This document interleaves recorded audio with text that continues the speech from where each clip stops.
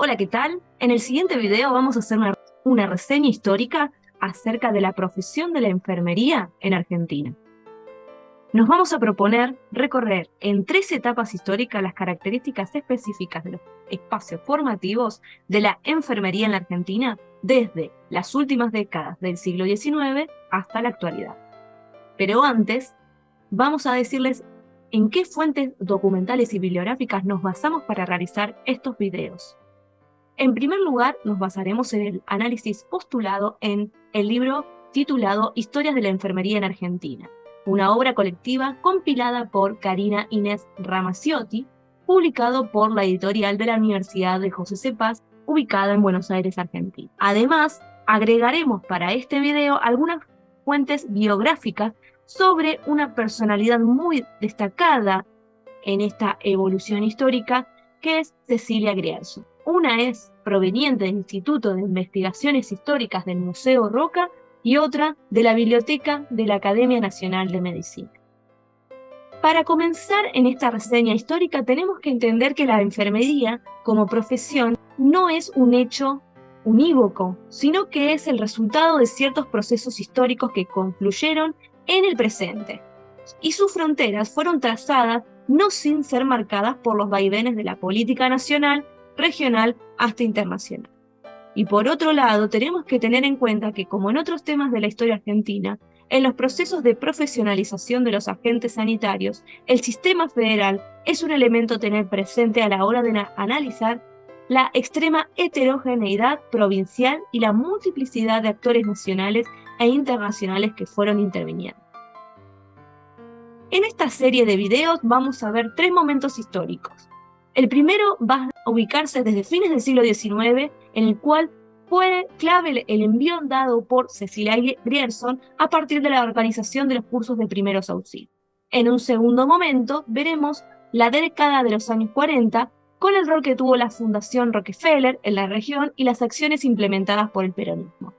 Y en tercer lugar, veremos una reseña sobre los cambios acontecidos en los años 60 a la luz de las recomendaciones de organismos internacionales y a las formas en que tales acuerdos se implementaron y los cambios impuestos a la enfermería, en especial sentido la importancia del estatus universitario.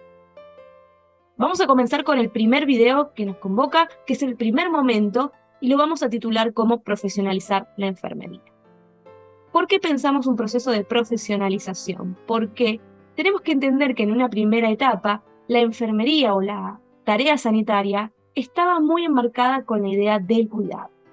La autora Lía Ferrero propone que cuidar denota un fenómeno multidimensional, dinámico y complejo, con componentes científico-tecnológicos orientados hacia la dimensión biológica de la persona cuidada y componentes humanísticos orientados a la dimensión emocional, intelectual, social, cultural y espiritual de aquella.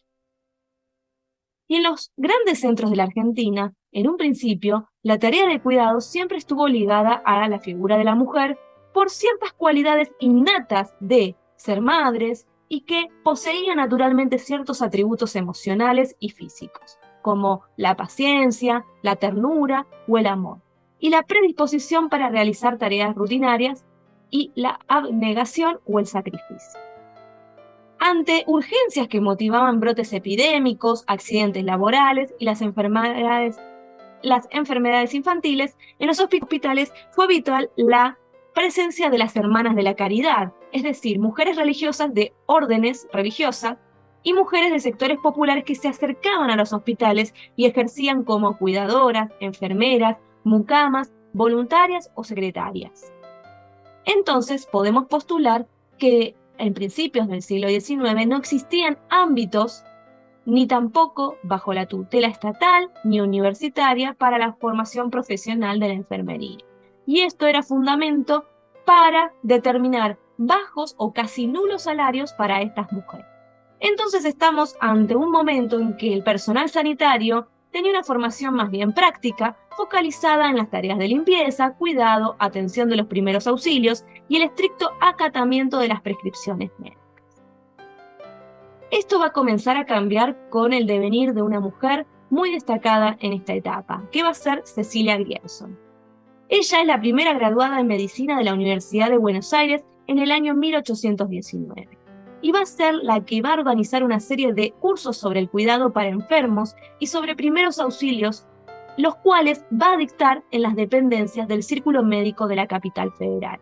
Y estas clases fueron el inicio de la Escuela de Enfermeras, Enfermeros y Masajistas de la Ciudad de Buenos Aires, reconocida como tal en el año 1892. Entonces, en esta línea, Grierson se dedicó a fundar varias instituciones muy importantes. En 1892 fundó la Sociedad Argentina de Primeros Auxilios. Luego, en 1897, publicó Masaje Práctico, un libro que va a ser precursor de la técnica kinesiológica y, de alguna manera, ejerció la docencia universitaria, siendo un ámbito ampliamente masculino, en los cuales esta mujer dictó cursos sobre gimnasia médica, kinesioterapia, en la Facultad de Medicina entre los años 1904 y 1905. Y también se desempeñó como adscripta a la Cátedra de Física Médica y Obstetricia. En 1899 viajó a Europa para desempeñar en Londres la vicepresidencia del Congreso Internacional de Mujeres y luego realizar durante 5 meses en París cursos de perfeccionamiento en ginecología y obstetricia. Tal relevancia tiene la personalidad de Cecilia Grierson, que fue elegida como presidenta del primer Congreso Femenino Internacional que se realizó en mayo de 1910 en el Salón de la Sociedad Unione Operai Italiani, que estaba en la calle Cuyo, 1356, hoy actual calle Sarmiento. En esta época, si bien la profesión enfermera todavía no estaba tan feminizada, Grierson la pensó como una ocupación ideal para las mujeres que buscaban una tarea decente y profesional.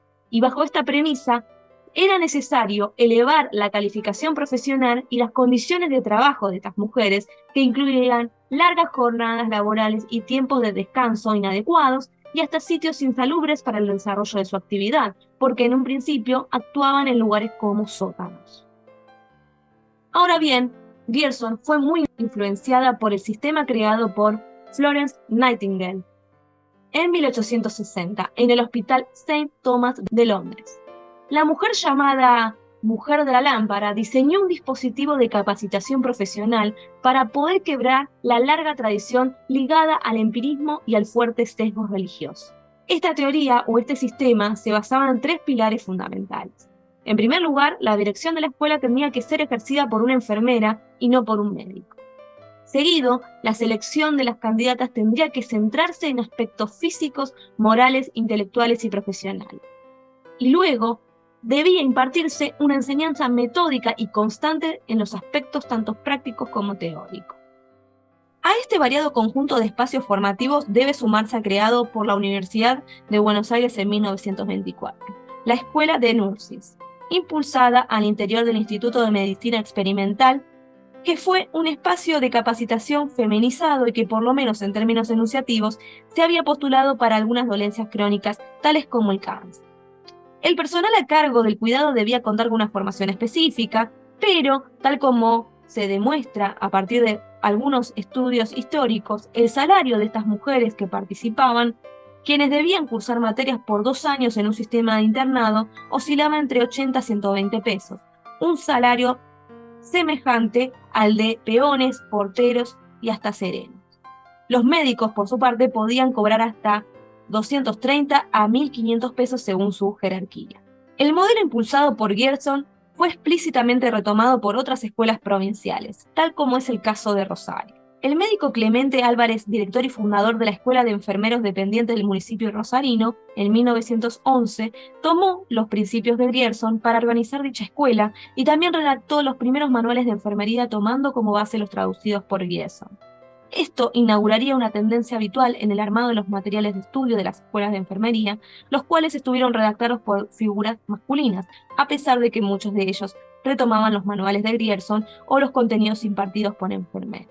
En este primer momento no debemos olvidar el papel que tuvieron las sociedades nacionales de la Cruz Roja en la preparación de enfermeras y enfermeros, guardavidas y transportistas. La Cruz Roja en Argentina tiene su fundación en 1864 a instancias de los doctores Guillermo Rawson y Bartolomé Novaro y José Ayerza, los cuales crearon la primera filial. Su etapa inicial estuvo ligada tanto a socorrer las víctimas de las revoluciones políticas de 1893 y 1890 1989 como auxiliar a los lesionados del terremoto y diferentes inundaciones de la provincia de Buenos Aires, Santa Fe, Chaco, Formosa, Entre Ríos. La Cruz Roja funda su primera escuela de enfermeras en 1820 y en 1928 establece la Escuela de Samaritanas, que tenía como objetivo brindar nociones de primeros auxilios, medicina preventiva, higiene y puericultura. Las samaritanas eran personas con 1 año de instrucción capacitadas para colaborar en hospitales y en situaciones de socorro toda vez que la Cruz Roja las convocaban.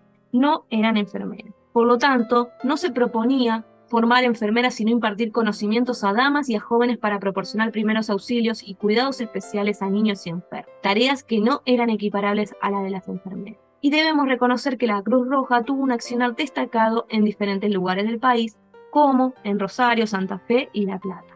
Para terminar con esta primer parte, tenemos que destacar la idea del uniforme de la enfermera. El vestuario de las enfermeras diplomadas tuvo siempre un vínculo con los hábitos de las religiosas, ya que eran ellas quienes administraban y organizaban el cuidado sanitario antes del surgimiento del hospital moderno.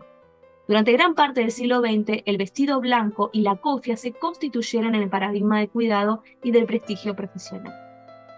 Con este vestido se buscaba mayor practicidad, se quería ocultar la sensualidad del cuerpo femenino a partir de la eliminación de cualquier activo de feminidad o coquetería, con el argumento de la importancia de mantener ambientes higiénicos y evitar posibles contagios que podrían ocasionar el esmaltado de uñas o el maquillaje facial. Y también debemos reconocer que en un principio en la profesión sanitaria no se hacían grandes distinciones según sexo. Si bien hubo una tendencia a lo largo del tiempo hacia la feminización de la profesión, las escuelas de enfermería convocaban tanto a mujeres como a hombres. Cabe recordar que la primera promoción de la escuela de Cecilia Grierson tuvo 7 mujeres y 3 varones.